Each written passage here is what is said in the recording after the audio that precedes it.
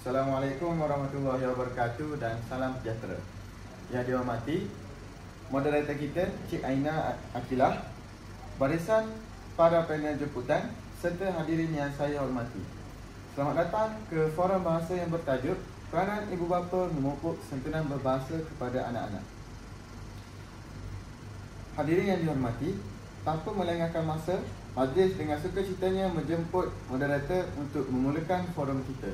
Dengan segala hormatnya, majlis mempersilakan Cik Aina Akilah untuk mengambil alih majlis. Dipersilakan. Terima kasih kepada Cik Aina selaku moderator kita pada hari ini. Sebagai ibu bapa, kita perlu memainkan peranan untuk memupuk kesantunan bahasa dalam kalangan anak-anak kita, seperti menjadi role model kepada mereka.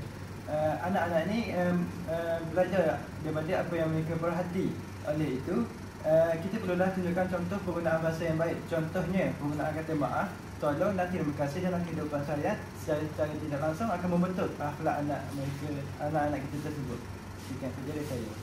Terima kasih kepada Cik Aiman atas pendapat yang sangat bernas itu tadi. Seterusnya, kita beralih pula kepada panel kedua kita, iaitu Encik Rizwan, untuk berkongsi tentang pendapat beliau seterusnya. Terima kasih kepada moderator kita Cik Aina. Selain menjadi contoh kepada anak-anak, ibu bapa juga perlu memberi didikan secara langsung. Ini termasuk menegur anak dengan berhemah jika anak-anak ada menggunakan bahasa kasar, dan menerangkan apa pentingnya kesantunan berbahasa.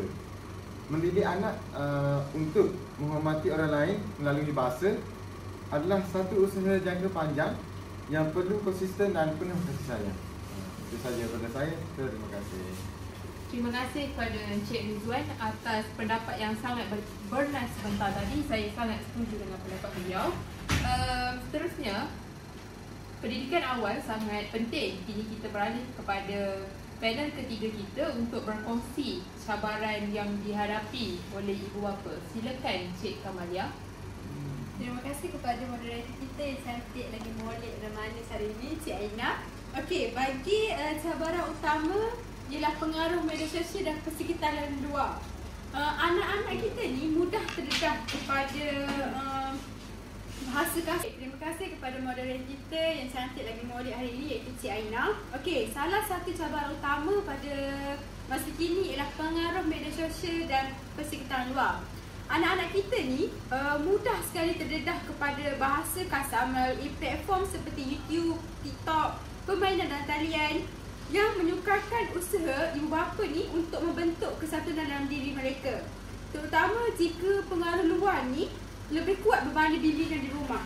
Oleh itu, kawalan penggunaan gadget dan pemantauan kandungan sangatlah penting daripada ibu bapa kepada anak-anak. Okey, itu sahaja daripada saya. Terima kasih. Baiklah, terima kasih diucapkan kepada semua panel atas pandangan yang sangat bermanfaat dan jelas bahawa peranan ibu bapa amat besar dalam memupuk kesantunan berbahasa. Namun mereka turut berdepan dengan pelbagai cabaran. Sekian forum kita pada hari ini. Semoga bermanfaat dan memberi kesedaran kepada kita semua. Terima kasih.